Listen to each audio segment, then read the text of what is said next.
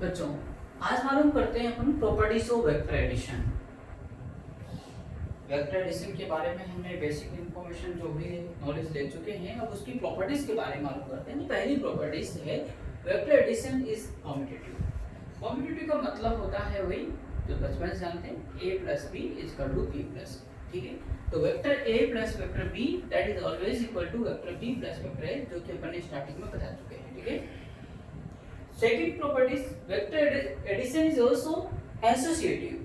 Associativity law को भी follow करती है, मतलब तीन वेक्टर हो आपके पास में तो उनका एडिशन करना हो तो पहले आप इन ए और बी को ऐड करो, उनके रिजल्टेंट जो भी आएगा उसको सी में ऐड कर दो, वो फाइनल रिजल्ट आएगा कुछ। ऑन द अदर हैंड पहले बी सी को ऐड करिए, फिर उसके रिजल्ट को ए में ऐड करिए, दोनों का फाइनल रिजल्ट जो आएगा वो सेम होगा, बराबर होगा। ठीक है ना, तो इसे बोलते हैं लॉ ऑफ एसोसिएटिविटी। ठीक है, तो उसको भी फॉलो करती है। तीसरी प्रॉपर्टी बच्चों, ये वेक्टर ए मालूम कर चुके थे अपन पहले, ये वेक्टर बी और लॉ ऑफ पैरेललोग्राम से ये इनका रिजल्टेंट वेक्टर, और रिजल्टेंट का वेक्टर का मतलब होता है क्या होता है बोलो, वेक्टर सम। ठीक है, तो ए वेक्टर, बी वेक्टर और रिजल्टेंट वेक्टर तीनों ही कोप्लेनर होते हैं, यानी एक ही प्लेन में होंगे। जिस प्लेन में ए वेक्टर बी वेक्टर होगा उसी प्लेन में उनका रिजल्टेंट वेक्टर भी नहीं करता है, और आर कोप्लेनर वेक्टर। ठीक है बच्चों, नेक्स्ट प्रॉपर्टी आती है resultant of two vectors of unequal magnitude never be zero. दो वेक्टर हो और दोनों का मैग्नीट्यूड अगर अनइक्वल है, मतलब इक्वल नहीं है, अलग अलग हैं, तो उनका रिजल्टेंट कभी जीरो नहीं आ सकता है। अपन पहले भी बात कर चुके हैं, एग्जांपल हम यहाँ पे समझाने के लिए दें, जैसे कि एक 10 न्यूटन है और एक 5 न्यूटन है, तो इनकी मिनिमम वैल्यू कितनी होगी, R minimum 10 minus 5, 10 minus 5 that is 5 newton, zero नहीं होगा। एक बात है क्या, तो अनइक्वल मैग्नीट्यूड के दो वेक्टर हों तो उनका रिजल्टेंट कभी भी शून्य अथवा जीरो नहीं हो सकता। अब यहाँ पर वे बात भी पहले अपन कर चुके हैं कि दो वेक्टर हों, उनका रिजल्टेंट जीरो हो, उसके लिए जरूरी है कि दोनों का मैग्नीट्यूड क्या होना चाहिए, सेम होना चाहिए, इक्वल होना चाहिए, और डायरेक्शन क्या होना चाहिए, अपोजिट। ठीक है, तभी उनका रिजल्टेंट क्या आएगा, जीरो। ठीक है, तो कोई आपसे पूछे minimum number of vectors having same magnitude to be zero resultant, तो आप कहना दो वेक्टर की जरूरत पड़ेगी अगर जीरो रिजल्टेंट लाना है, और दोनों का मैग्नीट्यूड सेम है तो दो वेक्टर होने के बावजूद अपन उनका रिजल्टेंट क्या प्राप्त कर लेंगे, जीरो प्राप्त कर लेंगे। ठीक है, आइए उसका एग्जांपल हमने पहले दिया था, जैसे एक 100 न्यूटन है तो दूसरा भी 100 न्यूटन है, जिनका रिजल्टेंट क्या हो सकता है बोलो, 100 माइनस 100 जीरो हो सकता है, 0 न्यूटन। ठीक बात है क्या, कब, जब दोनों अपोजिट डायरेक्शन में ऐड होंगे। ठीक है, ये माइनस साइन का मतलब ही होता है क्या हो रहा है, अपोजिट डायरेक्शन में है तभी माइनस लगाते हैं। ठीक है, चलिए नेक्स्ट इंफॉर्मेशन आ रही बच्चों, if vectors having same different magnitude and in the same plane, different magnitude के हो, सेम प्लेन में हो, कोप्लेनर हो, तो minimum number of vectors required to be zero resultant is 3। ठीक है, मतलब डिफरेंट मैग्नीट्यूड हो लेकिन एक ही प्लेन में हो तो मिनिमम कितने वेक्टर की जरूरत होगी ताकि रिजल्टेंट क्या आ जाए, जीरो आ जाए। ठीक है ना, ये बहुत इंपॉर्टेंट पॉइंट है। आइए हम इसको और अच्छे से बात करते हैं। ठीक है,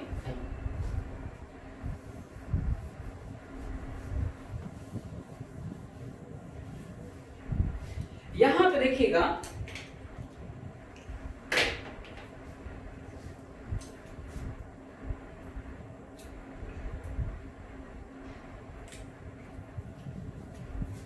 ये वेक्टर ए, तीनों का मैग्नीट्यूड, सभी का मैग्नीट्यूड क्या होना चाहिए बोलो, अलग अलग है, डिफरेंट मैग्नीट्यूड और डिफरेंट प्लेन में होना चाहिए। ठीक है ना, सो कोप्लेनर एक ही प्लेन में होने चाहिए। तो देखो ये रहा ए वेक्टर बी वेक्टर, ठीक है ना, एक ही दो वेक्टर तो एक ही प्लेन में होते हैं, और इनका रिजल्टेंट बाय द वे क्या हुआ, ये रिजल्टेंट, ये रिजल्टेंट उसी प्लेन में होगा जिस प्लेन में ये दोनों वेक्टर हैं, तो तीनों क्या हो गए, कोप्लेन हो गए तीन वेक्टर।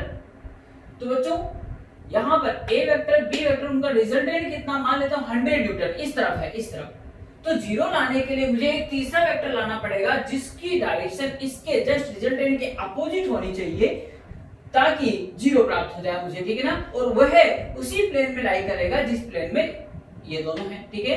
तो ये 100 न्यूटन इस अपोजिट डायरेक्शन में ऐड करूंगा तो ए वेक्टर, बी वेक्टर और ये तीसरा वेक्टर जो होगा उनको ऐड करने से मैं क्या प्राप्त कर लूंगा बोलो, जीरो वेक्टर, ठीक है ना। और तीनों क्या है बोलो, कोप्लेनर है, एक ही प्लेन में है।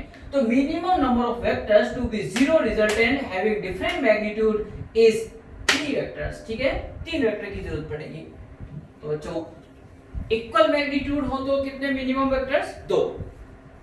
डिफरेंट मैग्नीट्यूड और एक ही प्लेन में हो तो मिनिमम वेक्टर्स की जरूरत पड़ेगी बोलो 3 वेक्टर की जरूरत पड़ेगी, ठीक है।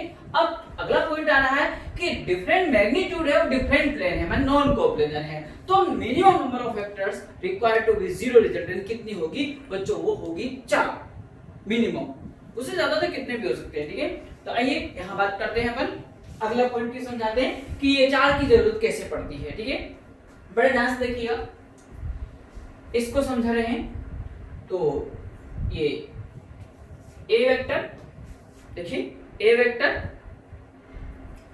ये बी वेक्टर, ये बी वेक्टर, ठीक है। 2 वेक्टर तो प्लेन में होंगे तो मैं इस पे बोर्ड पे लेता हूं 2 वेक्टर। तीसरा वेक्टर ऐसा नहीं बना सकता हूं, नहीं तो कोप्लेनर हो जाएगा। तो वो कह रहा है डिफरेंट प्लेन में है, तो डिफरेंट प्लेन में ये रहा, ठीक है बच्चों, ये डिफरेंट प्लेन में, ठीक है। डिफरेंट प्लेन में हो गए।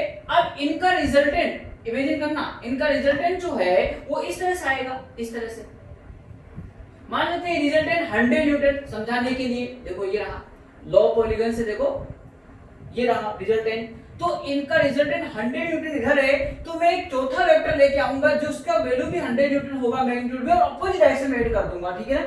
तो रिजल्टेंट क्या आ जाएगा, 0। ए बी और ये तीसरा सी और एक चौथा वेक्टर और जरूरत पड़ेगी जिसको मैं अपोजिट डायरेक्शन में ऐड कर दूंगा, जिससे क्या हो जाएगा, रिजल्टेंट 0 आ जाएगा, ठीक है। तो कितने वेक्टर की जरूरत पड़ी, 4 वेक्टर की, 1 2 3 और वो चौथा, ठीक है। तो बच्चों तीनों पॉइंट को वापस रिपीट कर दूं। सेम मैग्नीट्यूड के minimum vectors required to be zero resultant is 2। Different magnitude same plane यानी coplanar minimum vectors required to be zero resultant is 3। Different magnitude different plane minimum number of vectors required to be zero resultant is 4। तो बच्चों ध्यान रखिएगा और इसको थोड़ा सा घर पे प्रैक्टिस करना, नोट करें। नेक्स्ट प्रॉपर्टी बच्चों, resultant of 2 vectors of equal magnitude will be at their bisector। मतलब 2 वेक्टर, ये वेक्टर ए वेक्टर बी, जिनका मैग्नीट्यूड दोनों का अगर सेम है, a इक्वल टू बी, और अच्छे समझो ये अगर 100 न्यूटन है तो ये भी 100 न्यूटन मैग्नीट्यूड सेम, तो ऐसा हुआ तो इनका जो रिजल्टेंट वेक्टर है वो क्या होगा, बाइसेक्टर होगा। यानी इन दोनों के बीच का जो एंगल है वो उसको बाइसेक्ट करता हुआ जाएगा, ठीक है। यानी आधा आधा बांटता हुआ जाएगा। यानी ये एंगल क्या हुआ बोलो बच्चों, अल्फा होता है। आर वेक्टर ए वेक्टर से एंगल जो बनाता है वो क्या होता है, अल्फा। और आर वेक्टर बी वेक्टर से जो एंगल बनाता है वो क्या होता है, बीटा। याद है ना। तो अल्फा की वैल्यू क्या होगी, θ/2, और इसकी वैल्यू बीटा की वैल्यू भी क्या होगी बोलो, θ/2। आधे आधे एंगल बाइसेक्ट होगा, ठीक है ना। तो वापस 2 वेक्टर का मैग्नीट्यूड अगर सेम होगा तो उनका रिजल्टेंट इनको एंगल बाइसेक्ट करेगा, ठीक है। नेक्स्ट पॉइंट समझने से पहले एक पॉइंट बात करते हैं, अपन बताइएगा, जवाब दीजिएगा। एग्जांपल, ये रोड है और मैंने मेरे लेफ्ट हैंड साइड जितने बच्चे हैं उनको बोला भाई आप इस पर अपनी तरफ फोर्स लगाइए। राइट हैंड साइड जितने बच्चे बैठे हैं उनको बोला आप अपनी तरफ खींचिए, इसको अपनी तरफ फोर्स लगाइए, खींचो। तो मुझको बताओ ये रोड किधर मुड़ेगी, किसकी तरफ जाएगी। तो बहुत सिंपल सा जवाब है, मालूम पड़ गया होगा कि जिस तरफ ज्यादा फोर्स लगाया जाएगा उस तरफ ये चली मुड़ जाएगी, ठीक है। इधर वालों ने लगाया तो इस तरफ चल जाएगी और इधर वालों ने ज्यादा फोर्स लगा दिया इधर चल जाएगी, ठीक है। तो इसी बात को हम आगे यहाँ अगले पॉइंट में हम समझते हैं। देखिए बड़ी ध्यान से कि इफ वेक्टर ए का magnitude is greater than magnitude of vector B, ठीक है। a is greater than b, इसका मतलब a का मैग्नीट्यूड ज्यादा है b से, तो इनका रिजल्टेंट जो होगा, रिजल्टेंट वो ज्यादा मैग्नीट्यूड वाले की तरफ झुक जाएगा, तो ए वेक्टर इधर है, एग्जांपल 100 न्यूटन या 25 न्यूटन ये ज्यादा है ना, तो रिजल्टेंट इसकी तरफ झुक जाएगा, ये आर वेक्टर इसके पास, इस ज्यादा वाले के पास, ठीक है। तो बच्चों मुझे बताओ आर वेक्टर ए वेक्टर के साथ एंगल कौन सा बनाता है, बोलो अल्फा, बताया था R vector A for alpha, ठीक है। तो आर वेक्टर बी वेक्टर के साथ एंगल बनाएगा कौन सा, beta, B for beta, beta, beta, ठीक है। तो अब मुझको इन दोनों एंगल को देखकर बताओ विच इज ग्रेटर, तो अपने आप ही बहुत अच्छे से मालूम पड़ रहा है कि बीटा बोलो इज ग्रेटर देन अल्फा, ठीक है। ऑन द अदर हैंड मैं इसी कहानी को ऐसा बोल दूं कि if A is less than B, B का मैग्नीट्यूड ज्यादा होगा, तो आपको कहानी समझ में आ गई है, मुझे बताने की आवश्यकता नहीं पड़ेगी कि इस बार B वेक्टर का मैग्नीट्यूड ज्यादा है तो सर ये R वेक्टर B की तरफ टिल्ट हो जाएगा, इधर मुड़ जाएगा, तो ये एंगल क्या हो गया बोलो अल्फा, और ये क्या हो गया बोलो बीटा, तो इस बार बड़ा कौन सा होगा बोलो अल्फा, ठीक है। तो alpha is greater then beta.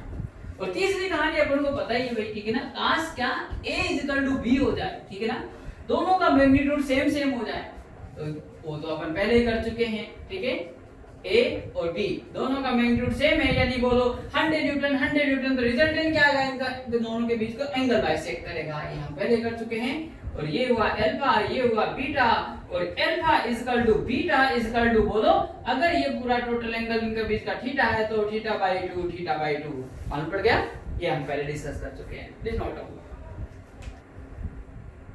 बच्चों next property, if magnitude of vector A equal to magnitude of vector B, तो उस कंडीशन में मैग्नीट्यूड ऑफ रिजल्टेंट वेक्टर कितना होगा, मतलब R की वैल्यू कितनी होगी वो हम मालूम करते हैं, ठीक है। बच्चों under root a square plus b square plus 2ab cos theta, यहां पर a इक्वल टू b दोनों बराबर हैं, यानी हम b के स्थान पे a लिख सकते हैं, a के स्थान पे b लिख सकते हैं, यानी ये भी 100 न्यूटन, ये भी 100 न्यूटन, वहां पे सब जगह सेम वैल्यू पुट कर देना।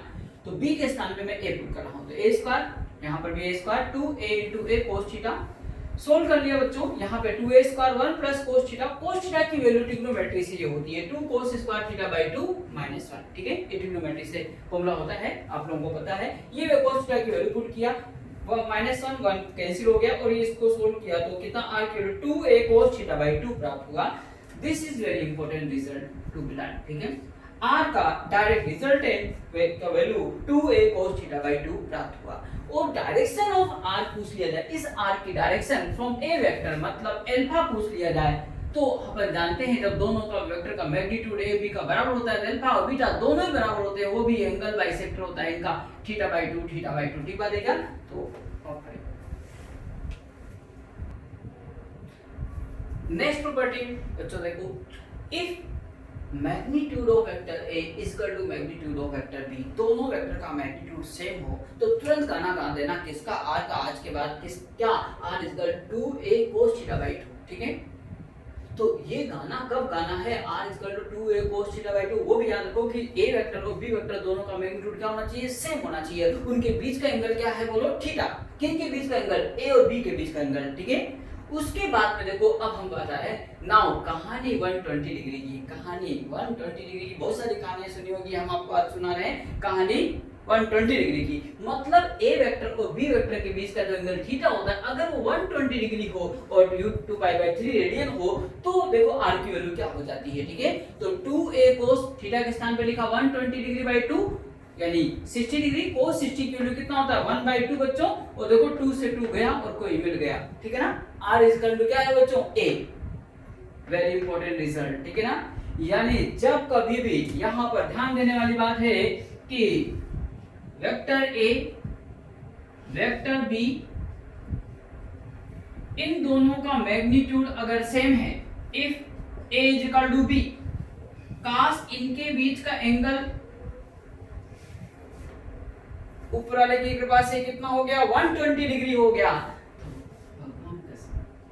इन दोनों का रिजल्टेंट जो होगा r उसकी वैल्यू a के इक्वल होगी। बात समझ आ गई, तो आइए और अच्छे से रिपीट करें, जिंदगी की बातें सुनाता हूं मैं आपको।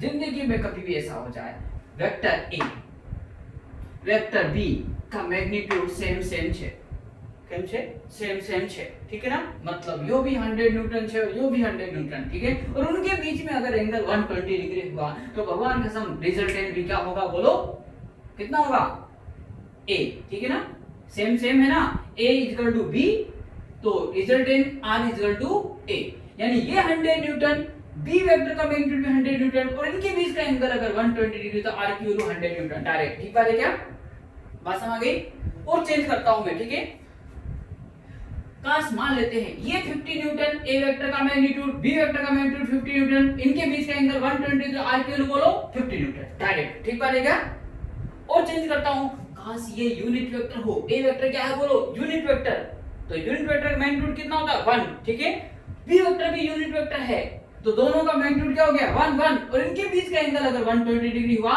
तो रिजल्टेंट वेक्टर का मैग्नीट्यूड भी 1 होगा ये समझे क्या रिवर्स गेयर में बात करते हैं जो कि क्वेश्चन आया हुआ है अपने नीट के अंदर पूछा हुआ है एपीएमटी के अंदर कि यहाँ पे देखो ये वेक्टर का मैग्नीट्यूड ए वेक्टर का मैग्नीट्यूड बी वेक्टर का मैग्नीट्यूड और रिजल्टेंट वेक्टर का मैग्नीट्यूड तीनों सेम है कौन छे सेम है तो ए और बी के बीच का एंगल हमेशा क्या होगा 120 डिग्री होगा कितना होगा 120 डिग्री ठीक है वापस क्वेश्चन बनाता हूं मैं अगर ये 5 न्यूटन ये भी 5 न्यूटन ये रिजल्टेंट का मैग्नीट्यूड 5 न्यूटन है 5 तो बता दो इन दोनों के बीच का एंगल 120 डिग्री क्लियर है क्या अब मैं बताऊं अगर a वेक्टर यूनिट वेक्टर है क्या है बोलो यूनिट वेक्टर b वेक्टर भी यूनिट वेक्टर है और रिजल्टेंट भी इनका यूनिट वेक्टर है तो बोलो इन तीनों का मैग्नीट्यूड क्या होगा 1 1 1 सेम तो इनके बीच का एंगल क्या होगा तुरंत बोल देना 120 डिग्री ठीक है तो ये बच्चों क्या चल रही बोलो कहानी 120 डिग्री की सुन रहे क्या तो आज के बाद हम बात करते हैं क्वेश्चन कई बार आता है देखो इधर देखो इफ r a b क्या r a b r का मतलब ये रिजल्टेंट वेक्टर का magnitude a first vector b second vector तीनों का मैग्नीट्यूड सेम हो तो भगवान कसम इन दोनों के बीच का एंगल थीटा जो होगा 120 डिग्री क्या होगा 120 डिग्री ठीक बात है क्या पहले बचपन में कई लोग गाना गाते थे ठीक है क्या तुझ में रब दिखता है RAB रब जानते हो ना ठीक है और आप गाना गाया मुझको तो रब में क्या दिखता है 120 डिग्री दिखता है बोलो श्री गणेश जी महाराज की जय नोट करो तो जो पॉइंट को अभी डिस्कस किया उन्हीं को कंक्लूजन के फॉर्म में अपन नोट कर रहे हैं if resultant of two unit vectors is also unit vector याद आया यूनिट वेक्टर और रिजल्टेंट भी यूनिट वेक्टर तो उन दोनों के बीच का एंगल क्या होगा बोलो 120 डिग्री उसी दूसरे रिवर्स पॉइंट लिखा है if angle between two unit vectors is 120 degree then their resultant vector is also a unit vector तो वही बात यहां पे अपन ने कंक्लूजन के पॉइंट ऑफ व्यू से लिखा है इसे नोट कर लीजिए नेक्स्ट प्रॉपर्टी बच्चों जो कि बहुत इंपॉर्टेंट है if n vectors having same magnitude and coplanar ठीक है are arranged at angle same angle of separation that is theta is equal to 2 pi by n or 360 degree by n then their resultant is always zero vector वापस सुनिए n vector होने चाहिए total सभी का magnitude same होने चाहिए ठीक है कोप्लेनर हो ठीक है और प्रत्येक दो के बीच में एंगल जो हो वो 2 पाई बाई n हो जहां पे n total number of vectors है या 360 डिग्री बाई n अगर ऐसा हुआ तो उन सभी वेक्टर्स का वेक्टर सम यानी रिजल्टेंट वेक्टर जो होगा वो हमेशा क्या होगा जीरो होगा यानी जीरो वेक्टर इधर देखो वेक्टर फॉर्म बोलेंगे तो if n is equal to 2 यानी टोटल नंबर ऑफ वेक्टर्स कितने हैं दो दोनों का मैग्नीट्यूड क्या होना चाहिए सेम तो थीटा कितना होगा 360 degree by n 360 degree by 2 n की 2 है 180 डिग्री तो पहला वेक्टर मैं OA ऐसा बना रहा हूं तो इसके अपोजिट डायरेक्शन OB बनाऊंगा दोनों का मैग्नीट्यूड सेम है उनके बीच का एंगल देखो 180 डिग्री इन दोनों वेक्टर का सम करूंगा एडिशन करूंगा vector sum OA plus OB is equal to बोलो जीरो वेक्टर और इसी को क्या लिखते हैं बोलो रिजल्टेंट वेक्टर ठीक है वेक्टर सम को ही तो रिजल्टेंट वेक्टर बोलते हैं कास्ट दूसरा example n is equal to 3 इसका meaning total number of vectors कितने हैं 3 तीनों का मैग्नीट्यूड क्या है, सेम, इक्वल, और प्रत्येक दो के बीच में एंगल 360 डिग्री बाई 3 यानी 120 डिग्री होना चाहिए। तो ओ ए वेक्टर, ओ बी, ओ सी, इस तरह से बनाया, प्रत्येक दो के बीच में एंगल 120 डिग्री है। अगर इन तीनों वेक्टर्स का वेक्टर सम करूंगा, O A vector plus O B vector plus O C vector, that should be zero vector होगा, और इन तीनों के सम को क्या बोलते हैं, रिजल्टेंट वेक्टर, ठीक है ना। n की वैल्यू 4 हो गई तो थीटा कितना होगा बोलो, 360 डिग्री बाई 4 90 डिग्री। तो ये चार वेक्टर मैंने बनाए, प्रत्येक दो के बीच में एंगल कितना है बोलो, 90 डिग्री। इन चारों वेक्टर्स का वेक्टर सम क्या होगा, जीरो वेक्टर, और इसे क्या बोलेंगे, रिजल्टेंट वेक्टर, ठीक है। और इसके बाद में एक एग्जांपल और देता हूं मैं, ठीक है। If n is equal to 6, n is equal to 6 हो तो किस प्रकार से करना है देखिएगा। If n is equal to 6 तो टोटल नंबर ऑफ वेक्टर्स कितने हैं, 6, सभी का मैग्नीट्यूड क्या है, सेम, सभी क्या होना चाहिए, कोप्लेनर। तो थीटा इज इक्वल टू कितना होगा, 360 degree by 6 is equal to 60 degree. तो यहां बच्चों इनको हम इस तरह से ड्रॉ करेंगे, ओ ए, ओ बी 60 डिग्री, ओ सी 60 डिग्री, ओ डी, ओ ई, ओ एफ, और ये सभी प्रत्येक के भी दो के बीच में एंगल कितना बच्चों, 60 डिग्री। इस तरह से सभी वेक्टर्स का मैग्नीट्यूड सेम है यहाँ पे, ठीक है। सभी का प्रत्येक दो के बीच में एंगल 60 डिग्री है। सबका वेक्टर का सम क्या होगा बोलो, zero vector, O A vector, O B vector plus O C vector plus O D vector plus O E vector plus O F vector is equal to zero vector, और इन सभी vectors का vector सम को resultant vector बोलते हैं, ठीक है। तो वही कंडीशन आ गई। तो यहाँ पे एक बार वापस रिपीट कर दूं कि n कोप्लेनर वेक्टर होना चाहिए, प्रत्येक का मैग्नीट्यूड सेम होना चाहिए, प्रत्येक दो के बीच में angle 360 degree by n into pi by n हुआ। अगर ऐसा हुआ तो उन सभी वेक्टर्स का वेक्टर सम क्या होता है, हमेशा जीरो वेक्टर होता है। बच्चों वेक्टर एडिशन की प्रॉपर्टी के बाद में एक अच्छा सा क्वेश्चन करते हैं। देखिए ये रेगुलर हेक्सागन दे रखा है जिसकी साइड की लेंथ a है, और इसके बिहाफ पे इन क्वेश्चंस का जवाब देना है, और इसके बाद भी एक आध क्वेश्चन बोल लेता हूं मैं। First question, A B vector, A B vector, A अपन को क्वेश्चन के ऊपर लगाना है, B C vector, C D vector, D E vector, E F vector, और एफ ए वेक्टर सेम आ गया। देखो स्टार्टिंग से लगा और वहीं पे आ गया लो पॉलीगन से, देखो क्या हो जाना चाहिए, इक्वल टू जीरो वेक्टर, ठीक है ना।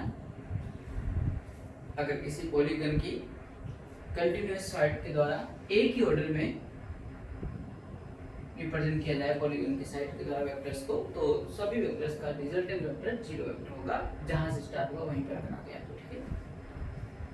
दूसरा ओ ए वेक्टर, यहां से देखो O A vector, O B vector, O C vector, O D vector, O E vector, O F vector, इन सब वेक्टर का वेक्टर सम क्या होगा, अभी अभी हमने मालूम किया था n = 6 वाले केस में।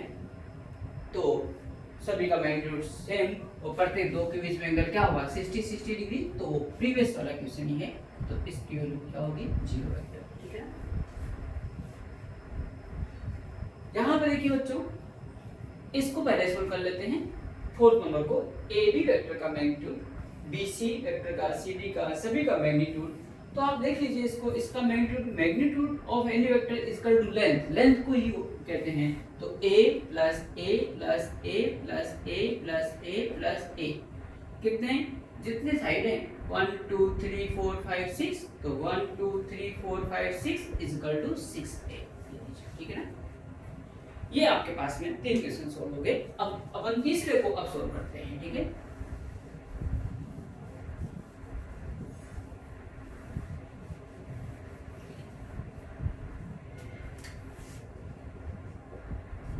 देखो A B vector, B C vector, यहां तक चलिए, यहां तक A B vector, B C vector, C D vector, D E vector और E F vector equal to law polygon से ए एफ वेक्टर होगा। अपोजिट ऑर्डर में, लास्ट साइड, क्लोजिंग साइड, इन सब के वेक्टर सम के बराबर होगा। तो इन सब को हटाकर मैं ए फैक्टर लिख दूं, इन सब को हटा के क्या लिख दूं, ए फैक्टर, ए फैक्टर, और एक ए फैक्टर पहले से दे रखा है एग्जामिनर ने, इक्वल टू एन है।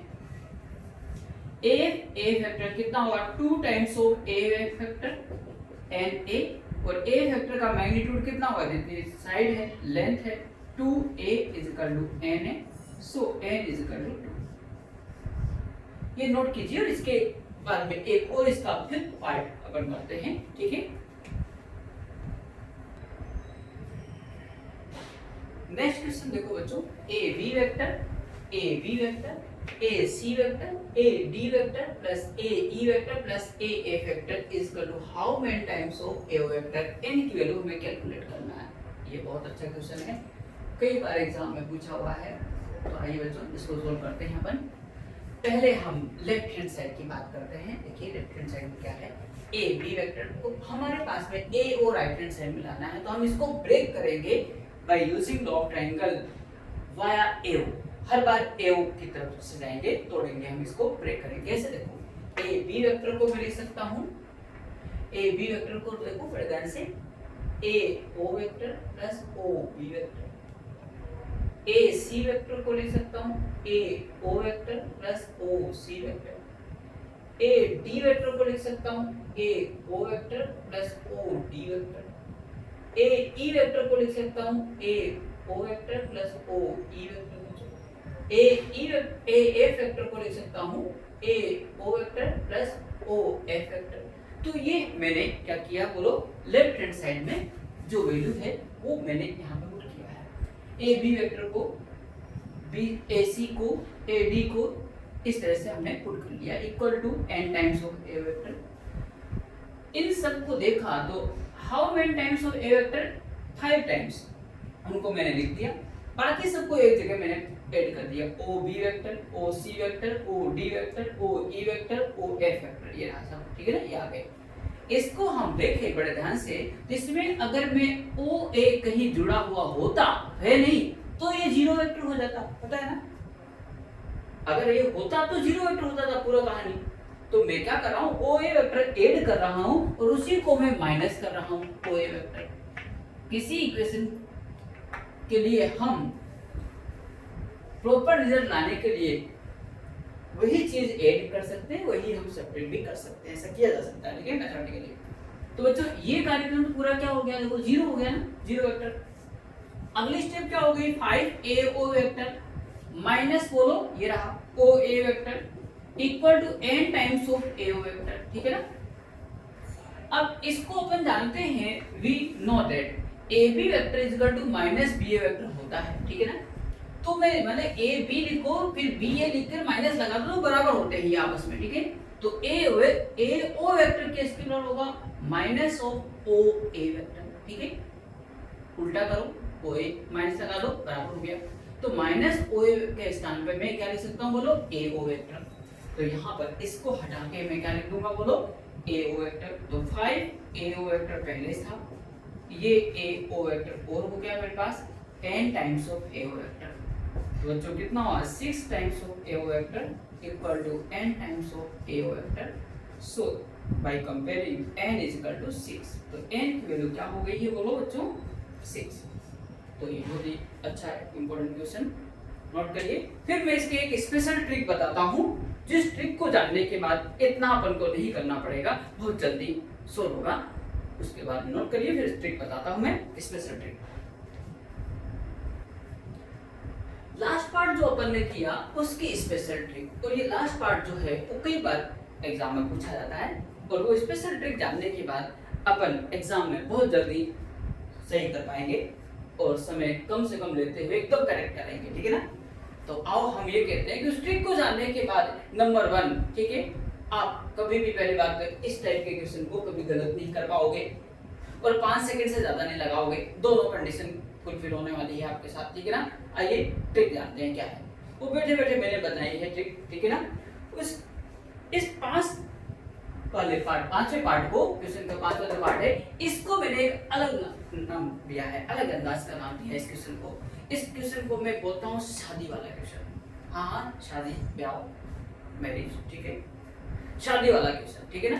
तो आइए इस शादी वाले क्वेश्चन से हम आपको मुलाकात कराते हैं, ठीक है। आइए, एक बात बताओ कि अपने यहाँ पे किसी की शादी होती है तो क्या करते हैं भाई? करते क्या है भाई? कार्ड लेके जाते हैं, निमंत्रण देने जाते हैं, ठीक है। कौन जाता है बताओ? जिसके घर में शादी होती है वही जाएंगे, और क्या? कहाँ जाएंगे? अरे भाई, जिनको निमंत्रण देना वहाँ जाएंगे, ठीक है, ठीक है। कार्ड लेके जाएंगे, बहुत ही सम्मानपूर्वक निवेदन करेंगे, साहब छोरी को ब्याह छे, सह परिवार पधारनो छे, ठीक है, आशीर्वाद देवो, जरूर जरूर पधारजो, ठीक है, और साथ में लिफाफा भी लाना है, ठीक है। नहीं, ऑनलाइन भी चलेगा आजकल तो, ठीक है। तो आइए, यहाँ पे हम शादी वाला क्वेश्चन बना रहे हैं कि इमेजिन करो एक के घर शादी पड़ी। किसके घर शादी पड़ी? एक के घर। तो कार्ड कौन बांटेगा? एक के घर वाले बांटेंगे भाई, और कहाँ बांटेंगे, ठीक है। तो एक के घर वाले कार्ड बांटने जा रहे हैं, निमंत्रण देने जा रहे हैं। कहाँ कहाँ जाएंगे वो बता दूं, ठीक है।